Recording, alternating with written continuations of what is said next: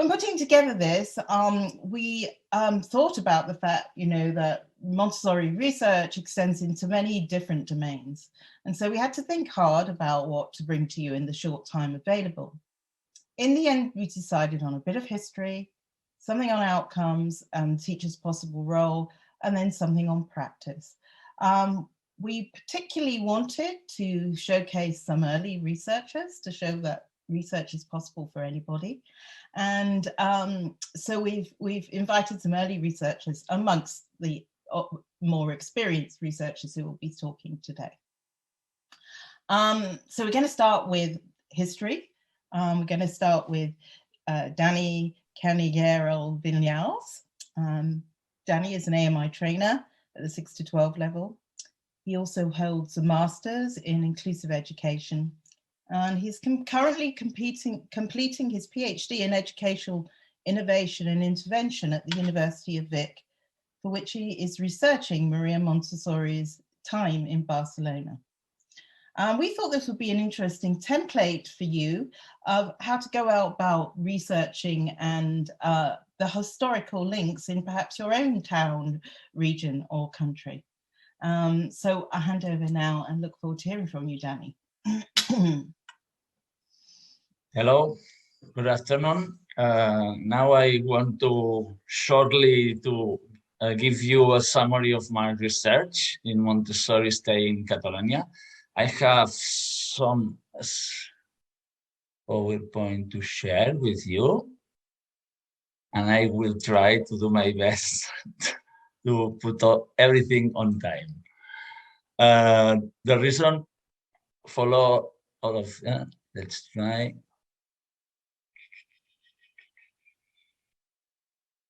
Sorry, let's try to move.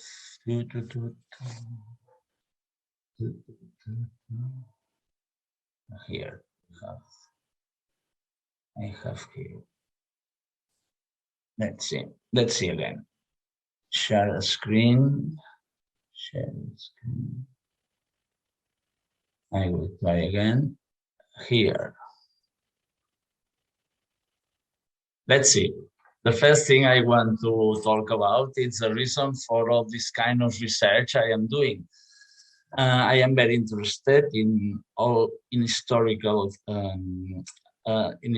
facts in Montessori. One of the things is to encourage people to take in account the original text of the work of the Dr. Montessori. In this way, we will be able to better understand her legacy and be more accurate in the practice nowadays, yes? And there is another goal to do this research, that it's in my case, I have seen how in Catalonia that there are still a lot of incomplete and erroneous interpretations that have their origin in the historical moments in the past. Also, in many academic circles, incomplete and unconstrained interpretations have been read more than the Montessori books, and many have come to conclusions that consider Montessori ideas outdated and obsolete. And I believe that in Catalonia it is necessary to recover this memory of those moments and reevaluate the doctor's proposal, taking into account its current application in the schools. Also in global Montessori context, I think it's necessary to recover and to explain more the importance of Barcelona, that Barcelona had in the life and work of the family of Dr. Montessori. This one, yes, sorry. Well, was she in Barcelona? Yes, she was in Barcelona. Did you know that Maria Montessori fell in love with Barcelona and its people and decided twice to establish her main place of work, research, and development? You can see here the chronology of her work and stay in Barcelona, more or less. It started in 1911. But maybe you can also read these kind of things. But it's little is really known about the importance of her work here in Barcelona. And there is various erroneous information, in my opinion, about this period. She came to Barcelona to organize a pilot school for older children. She wanted to explore the practice of religion too, and to do her third international course with Anna Maccheroni, Adelia Pyle, and her son Mario. After that, despite having several proposals around the world, she decided to settle in Barcelona with her son, who had just married in early 1918. She was part of the institutional organization of educational research in Catalonia, running a center of pedagogical research and a model school that was to reach even teenagers. She did a lot of activities here, took courses, opened new schools, organized the construction of Montessori furniture, materials, and published part of her work. The most of her grandchildren were born in Barcelona, and she lived with her whole family and collaborators while she was traveling around the world. But for several reasons, she had some influential people against her, maybe the same that in another places, who caused her resignation and departure from Barcelona in 1921. Then came the great support to her work, in Italy. Yes, but you know that later maybe she had problem also in Italy, and she decided in 1929 to reestablish her home in Barcelona. This second period of her stay in Barcelona was one of the most active periods. The Montessori Association that were built here, the Barcelona City Council, the government of Catalonia, and also now the government of Spain gave full support to her initiatives. Many actions were taken in favor of children's rights. The magazine, radio talks, courses and conferences, another international course, various publications, the organization of Montessori material again.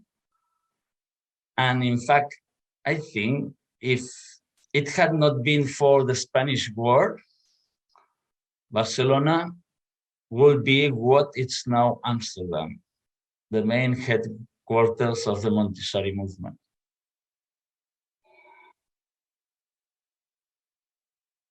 The research you saw here is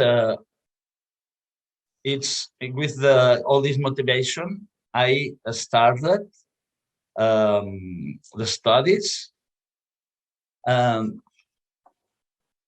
you can see that I started in 2015 my research, and later I found I wanted to. I started to collect a lot of material, everything. And in my research, I have accumulated a large amount of information that has been published in book, media, and other publication. Yes, this was a great job, but there is still a lot of work to do. Finally, I prepared my thesis. I decided, because I found a special documentation from the people, the person who was in charge of introducing the Montessori ideas here, that was Eladi Oms. And I decided to prepare my thesis about Montessori, Barcelona, and Eladi Oms. This thesis and this work is giving some new data about that you don't, and nobody knows about Montessori in this time, and neither in Catalonia. And also I want to publicize the work done by Eladi Oms. And I want also to analyze and contrast the work of the Eladi Oms and contrast with the chronology. And I also wanted to put here some of the new information of my research, but you see that I am out of time and I am going faster. And you can read later maybe this slide. And there are a lot of things that you can later to read about, because I have my intention to publish maybe a book about this stay of Maria Montessori in Barcelona. There are some methodological elements I would like to share. Maybe some of you are doing this kind of research. I don't have a lot of time to talk about what were my learning about this process, but I also want to highlight two aspects. One of these is the Mendeley Platform. I put here all things. I have all the physical documents here inside, and also it's something that I can share with some of you if you want to study and to visualize all these documents. I think this is something to share with other people that want to study this. There is another thing, it's a timeline. I miss to have this kind of facts in a timeline to put my discoveries in context. And finally, I decided to make this timeline that is in a precedent platform. And also this is shared with all of you. And also it's something that we can work in a net group if you want. And also that's time. I tried to put everything in 15 minutes, but I wanted to better tell the other thing, but we can tell later about this. Sorry, and thank you. Okay, so now we're going to move on to Christina. Christina is an AMI elementary teacher and has 10 years experience working in Montessori schools, teaching children from ages 6 to 12.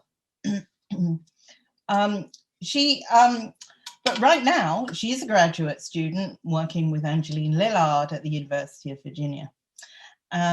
Christina's main research interests lie in understanding the origins and development of teacher beliefs among conventional and Montessori teachers. She also has worked as a conventional teacher. So she'll start by giving us a brief update on recent Montessori outcomes literature, and then present her research investigating the relationship between openness and teachers' beliefs among conventional and Montessori teachers. So welcome, Christina, and we look forward to hearing from you. Hey, thank you so much. I am so excited to present to you all today. This is a study I've been working on for the past, I'd say, year and a half or so. So it's really fun to share my results. As a Montessori teacher, I've always been interested in student outcomes. You know, we always like to hear about these studies. And over the years, study after study after study is coming out looking not only at academic outcomes, but also things like social skills executive function, and even long-term outcomes like well-being. There's even a meta-analysis coming out now that's looking at 32 studies comparing Montessori and conventional students. And what they're finding is that overall, when you look across this entire literature of student outcomes, you see that Montessori students tend to fare better than children in conventional programs, both academically and socially. So when I talk to people about these outcomes, particularly non-Montessori folks, they always wonder, well, what is it about Montessori that, leads to these different student outcomes? Is it the materials that the children get to use? Is it that they have more choice and independence? Or maybe it has something to do with the teachers. And there is some evidence out there that teachers can influence student outcomes, especially in academic achievement, college attendance, career earnings, retirement savings, and even health. So these are economic studies looking at folks, what happened after their childhood, after their education? How did teachers potentially play a role in that? So I asked myself, are there significant differences between conventional and Montessori teachers that could potentially influence student outcomes? And the first thing I thought about was teacher beliefs. Every single teacher has a set of ideas about what it takes to help students to develop, to succeed, to learn. In the psychology world, teacher beliefs are defined as a dynamic system of conceptions about students and teaching, consciously or unconsciously held by individual teachers. And like other beliefs, teacher beliefs are tenacious. They stick around even if you're presented with information to the contrary. However, there are experiences that can shape people's teacher beliefs. One is pre-service training, like the training we took to become Montessori teachers. Another is firsthand teaching experience, so working in a classroom. And another is in-service teacher training. And I suspect that Montessori teachers and conventional teachers have different experiences at each one of these three levels that may lead to these teachers having different types of beliefs about teaching. Then I also started to think, well, what about a person might incline them to become either a Montessori or a conventional teacher? And it got me thinking about personality traits. If you look at the big 5 personality traits, openness in particular aligns really well with this idea, because you have to be open to new ideas and experiences in order to be interested in becoming a teacher in an alternative pedagogy. So I wanted to know a few things. First, does openness predict a teacher's pedagogy? Second, does a teacher's pedagogy, Montessori or conventional, predict what type of beliefs they might have about students and teaching? And then third, what's the total effect of openness on teacher beliefs? And we answered all 3 of these questions using a quantitative analysis. However, I also wanted to hear from the teachers themselves. I wanted to hear in their words, how did teacher training influence them? So I asked, do teachers think that teacher training shaped their teacher beliefs? And according to teachers, in what way did teacher training shape their beliefs? Now in this quick 10-minute discussion, we're going to go over the quantitative results, but if you come to the subsequent session, we can go over the qualitative results and hear what teachers had to say for themselves. So to answer these questions, we had an anonymous online survey. We had teachers answer questions on the Big 5 inventory for that openness factor. They read each of these statements and then said whether they agreed or disagreed on this 5-point scale. We also had the teachers fill out something called the Teacher Beliefs Q-sort. And it had 20 items that the teachers had to sort into 5 categories, but there was a trick. They could only put 4 statements per category, which really made them prioritize these different statements. Then we followed up with those qualitative questions. We started off with this one. Do you feel that teacher training changed your understanding of children and how they learned? And if the teacher said yes, they got a subsequent question. In what way did teacher training change your understanding of children and how they learn? And of course, they could answer in whatever way they would like. We'll go over these answers later.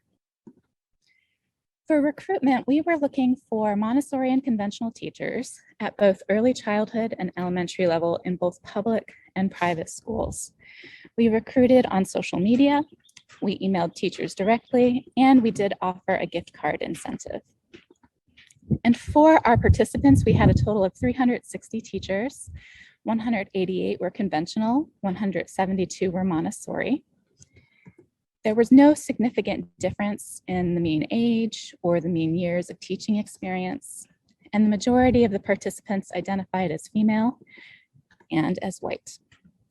Once we had all of our data, we had to analyze it, and I used something called a mediation structural equation model, and this is what it looked like. So you can see here, this is our openness factor. And here are all of the questions from that big 5 inventory that tells us something about a participant's openness level. Here's our teacher beliefs factor and all of the items from the teacher beliefs Q-sort that tells us something about a teacher's beliefs. And here's our pedagogy factor, whether a teacher is Montessori or conventional teacher. These arrows here tell us what are the relationships between these 3 factors, and we're going to go through each one of these relationships, starting with this one here. So we asked, does openness predict a teacher's pedagogy?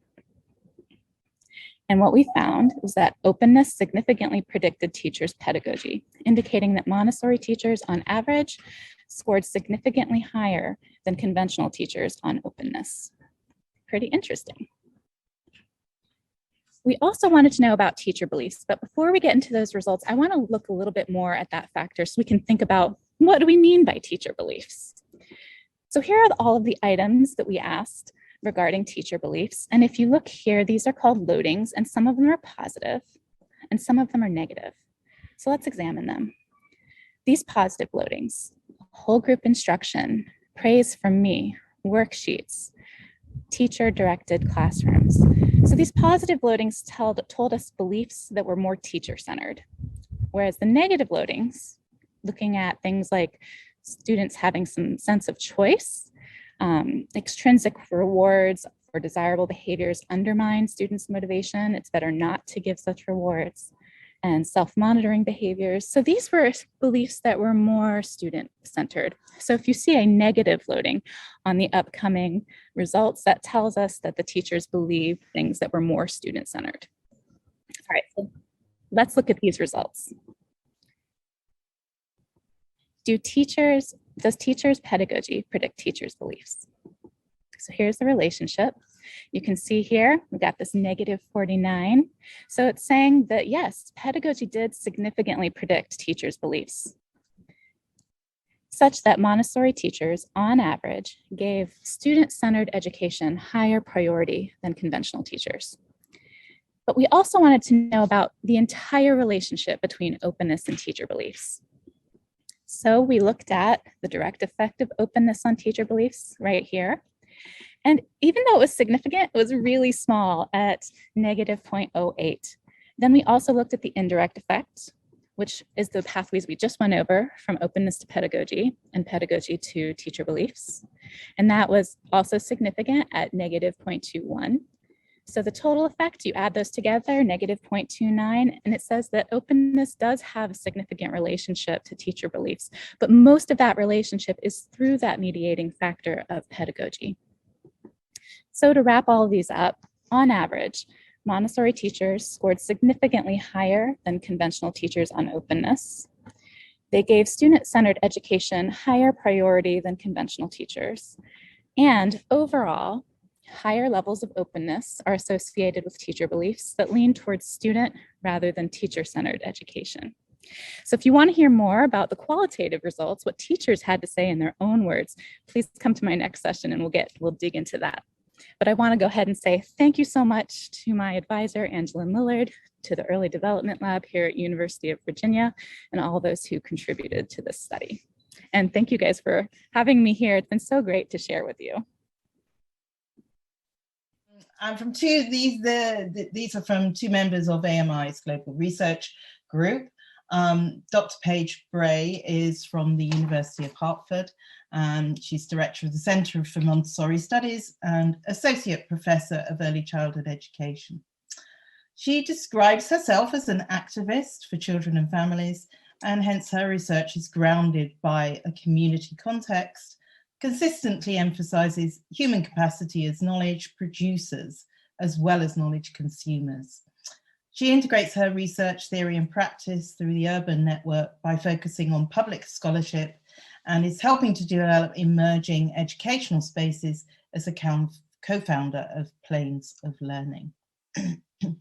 Dr. Laura Flores Shaw, formerly head of an AMI recognized Montessori school, is currently assistant professor at Johns Hopkins University School of Education, where her specialism is educational neuroscience. So together, they will speak about how we can inform our practice with scientific observation. And as someone who's passionate about observation as a tool for, as well as a tool for practice, as well as science, I have been eagerly awaiting this. And sorry that I'm not going to be in your breakout. So I'm not sure who's going to start, but I know you're organized together with each other. So I'll hand it to you. Thank you, Louise. Thank you, Louise. So I'm going to share my screen here. Okay. So we are talking about informing practice with scientific observation. And actually, the first thing that we want to talk about is how to frame the data collection before we get into the actual scientific observation itself. So something to take into consideration, and this piggybacks very nicely off of Christina's presentation, is looking at how we conceptualize common language that we use in Montessori, because this will actually influence how we observe in the environment. And so as an example, in my work exploring Montessori, and I did this purposely, Montessori AMI elementary teachers' conceptualization of normalization within a community of practice, I found that each of those teachers had their own individual subjective conceptualization of normalization. And what that means is, so they might use this word. And in fact, during my time as they might use this word normalization. And during my time as a head of school, I actually had a teacher fresh out of training, an elementary teacher, come to me and say, I need 8 children removed from my room because they're not normalized. So I'm thinking, well, what do we think that normalization is? That was the impetus for conducting my study. What I found is that their conceptualizations are very much influenced by their own biases and beliefs. So they all go through AMI training, but they still come, even after training, with their own biases and beliefs. And as an example, there was one participant who, as we went through and discussed our individual conceptualizations and then worked on coming to a consensus on normalization as a school community, she said, I realize that when I'm observing the children and they're kind of boisterous and talking a lot, I feel like that I had assumed that they were wasting time, which is really interesting because this is an elementary teacher. And in that environment, this is what we expect because it's a very, group oriented, but she had specific behavioral preferences that she realized that she had. And her preference was for quiet children. And so when she thought that she was going to get very well-behaved, quiet children coming up from the primary programs. So clearly, her conceptualization of normalization influenced her interpretation of the data, the observation data that she collected. So this is really something practice-wise for schools to take into consideration. We're using all of these words, but do they really have the same meaning to each of us, right? We make our meaning based on our own individual experiences and our own individual biases and beliefs. So now let's get to scientific observation itself. So what is scientific observation? Now, frankly, I would argue, and I know we use this term a lot in Montessori, that we don't actually do scientific observation because there's no way to determine the trustworthiness or the reliability. Okay, so we might say that we engage, or that Dr. Montessori herself engaged in more systematic or methodical observation. But observation in a Montessori context, it's clearly about observing to gain information, to get data. But the real key to scientific observation is also the continual spiritual preparation of the teacher. Okay. And so remember, Dr. Montessori said in The Absorbent Mind that the real preparation for education is the study of one's self. And given my study, I would say that is absolutely true. And that the self-study is a preparation of the adult's spirit. So again, so we think of observation as data gathering. And yes, that's what we need to do. But are your observations neutral? Are they free from biases? When you write down observations, your observations, are you jotting down the actual movements and behaviors of the children? Are you jotting down judgments based on your own biases and beliefs, right? So we need to examine ourselves, question our biases and our habits of mind, and to ensure that we're truly seeing the child for who they are, as opposed to seeing our own judgments as that elementary teacher did in my study. And even more importantly, we also want to, or just as importantly, see the potential within each child. So the scientific observation, yes, about data collection, really about the spiritual preparation of the teacher, so that we can also engage in continual preparation of the environment.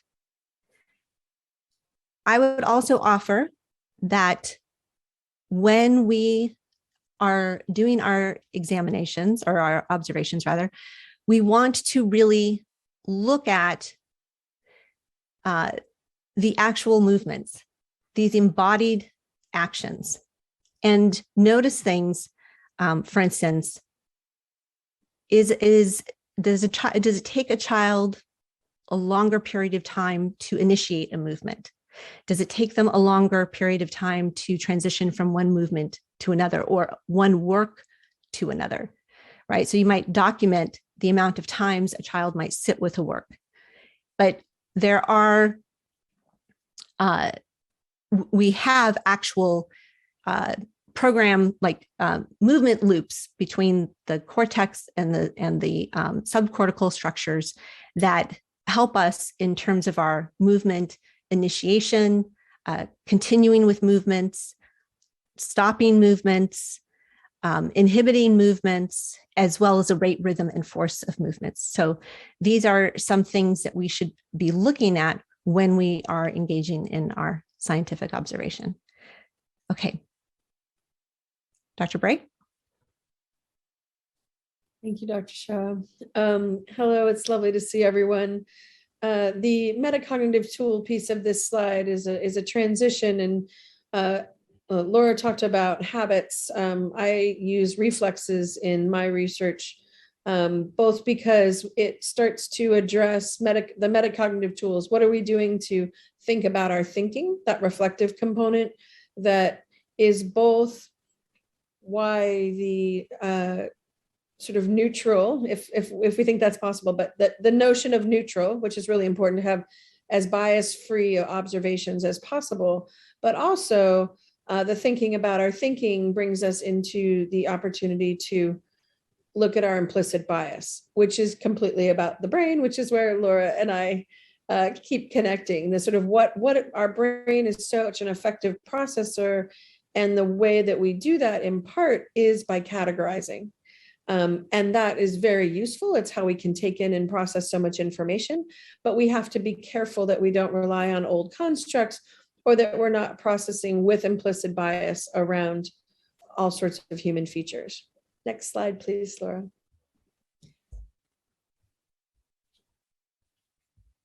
So I think about scientific observation coming from a long and broad legacy of early childhood and as a community engaged scholar.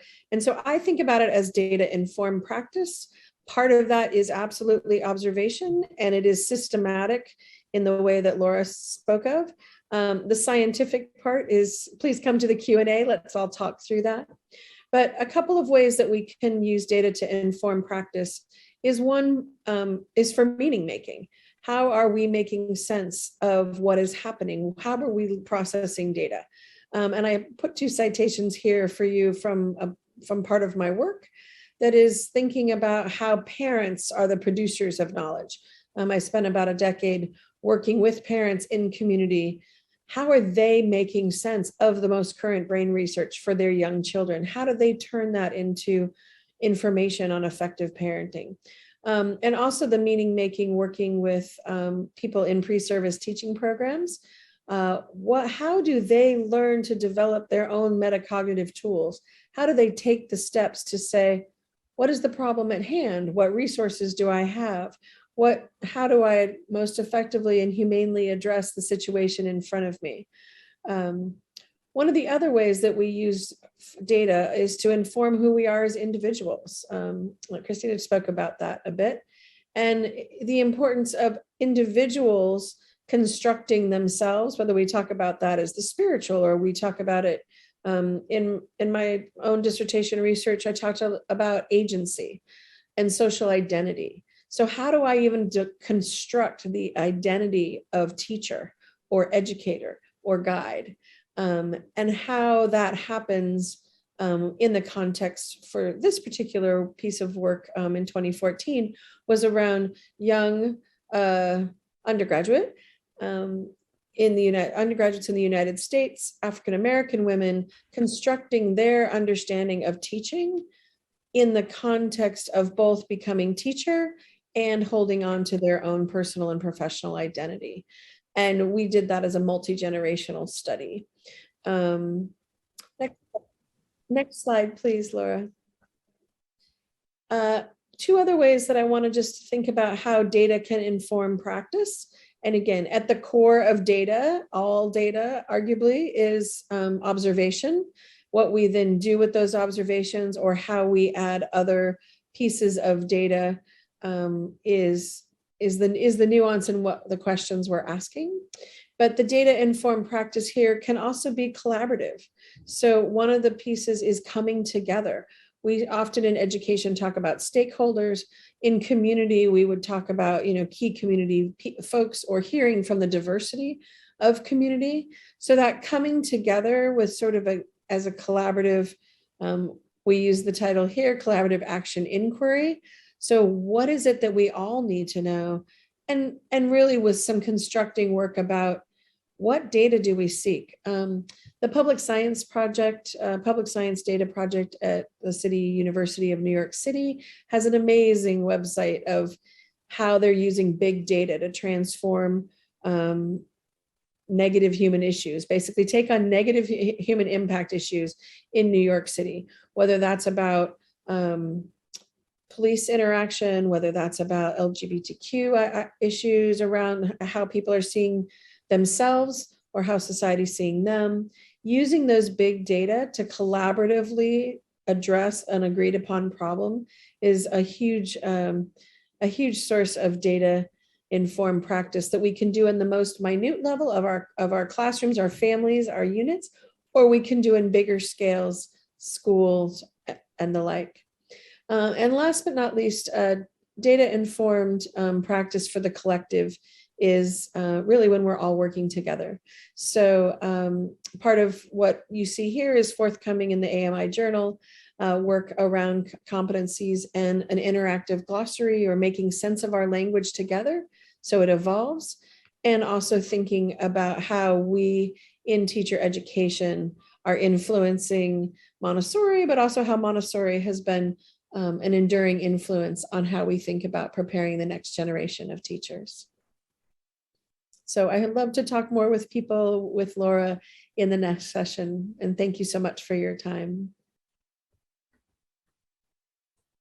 Oh, thank you, Laura and Paige. So much food for thought there. And I think that, you know, we must remember that Montessori placed so much emphasis on who the teacher was, and, you know, being that that director of the child's energies. And so I think that we often forget that. And as teachers go, well, they think about it when they're on their course, but as they go and work with children, their priority is just, you know, keeping the parents happy, making sure the child can read and write and do all of that. And they kind of forget about who they are supposed to be as this enabler of other people's, of children's development. And so I think there's much work to do in this area.